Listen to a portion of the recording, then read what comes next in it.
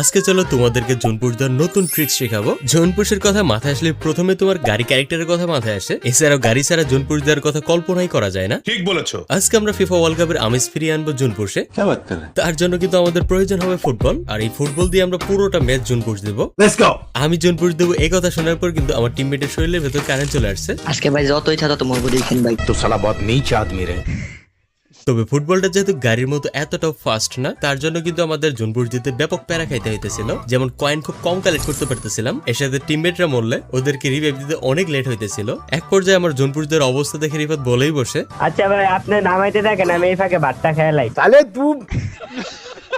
প্রথম ম্যাচে কোনো মতো জোনপুশ দিয়ে কিন্তু কিছুটা শিখতে পারছি আসলে ফুটবল দিয়ে কিভাবে জোনপুশ দিতে হয়। আমি কিন্তু আমার টিমমেটকে ভরপুর লেভেলের মোটিভেশন করছি। বান্দারা এখন ফুল কনফিডেন্ট। বারমুডা ম্যাপের রাজধানীতে আমরা পিকে 3 মিলে ল্যান্ডিং করতেছি। জোনপুশ এই ম্যাচে ঠিকঠাক ভাবে চলতেছিল, তবে আমার টিমে সবাই কিন্তু মরে গেছে। এখন লাস্ট বেঁচে আছি আমি, আর ওদেরকে রিভাইভ দিতে হবে। আমার সামনে একটা প্লেয়ার টর্চারও করতেছে আমাকে, যেহেতু অস্ত্র জমা দিছি, ট্রেনিং জমা দেই নেই। চলো তাহলে 1 vs 1 ক্লাস করে রিভাইভটা কনফার্ম করি। আরে শুরু করতেছে পাক নামে আনি আইপিএল দেখাইতে যে দেখো দূরের আকাশ একা কাঁদছে তোমায় ভেবে। ফ্রিস্টাইল কে আমাদের